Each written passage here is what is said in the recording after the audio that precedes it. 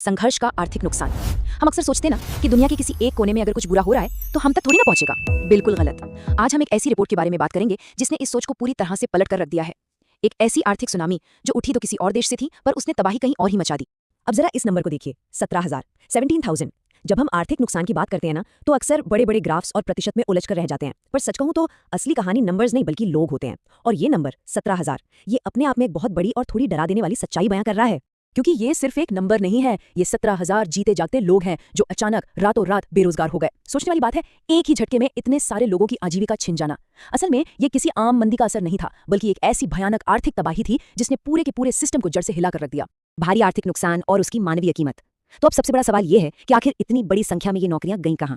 ये तबाही किस सेक्टर में आई? चलिए इसे थोड़ा और करीब से समझते हैं। तो यहाँ सबसे अहम सवाल यही उठता है कि आखिर इतने बड़े शटडाउन की असली वजह क्या थी? वो कौन सा बड़ा संस्थान था, कौन सी कंपनी थी जिसे इतनी बुरी तरह से अपने दरवाजे हमेशा के लिए बंद करने पड़ गए? इसका जवाब इस रिपोर्ट की हेडलाइन में बिल्कुल साफ साफ लिखा है। ईरान युद्ध के भेंट चढ़ी अमेरिका की स्पिरिट एयरलाइंस। शटडाउन से बेरोजगार हुए 17,000 कर्मचारी। सोचिए, ये एक अकेली लाइन अपने आप में पूरी आर्थिक तबाही की कहानी समझा देती है।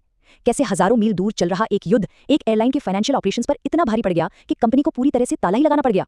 स्पिरिट एयरलाइंस शट डाउन, यानी एक अमेरिकी एयरलाइन का पतन। अब हमारा पूरा फोकस इस एक खास एयरलाइन पर है, अमेरिका की स्पिरिट एयरलाइंस। हैरानी की बात यह है कि एक चलती फिरती जमी जमाई घरेलू एयरलाइन का पूरा संचालन अचानक से और पूरी तरह से ठप हो गया। ओके, तो चलिए इस पूरे मामले को थोड़ा आसान करके समझते हैं। इस उलझी हुई स्थिति को हम 3 बिल्कुल स्पष्ट तथ्यों में देख सकते हैं। पहला, स्पिरिट एयरलाइंस का पूरी तरह से बंद होना। दूसरा, इसकी वजह से सीधे तौर पर 17,000 लोगों की नौकरियां जाना। और तीसरा, जो सबसे बड़ा पॉइंट है, इन सबका मूल कारण ईरान युद्ध का शिकार होना। मतलब इस भारी भरकम जानकारी को समझने का ये सबसे सीधा और आसान तरीका है। भू राजनीतिक कारण, मतलब वैश्विक संकट का स्थानीय असर। अब इस लोकल एयरलाइन के बंद होने की खबर से थोड़ा पीछे हटकर उस बड़े इंटरनेशनल ट्रिगर, उस ग्लोबल चिंगारी को देखते हैं जिसने सरहदें पार करके इस पूरी आर्थिक आग को भड़काया। अगर हम कड़ियों को जोड़ें तो तस्वीर कुछ इस तरह बनती है। स्टेप 1, एक बड़ी भू राजनीतिक घटना के रूप में ईरान युद्ध शुरू होता है। स्टेप 2, इसके आर्थिक झटके जैसे कि सप्लाई चेन का टूटना और ईंधन या ऑपरेशनल कॉस्ट का अचानक बहुत ज्यादा बढ़ जाना।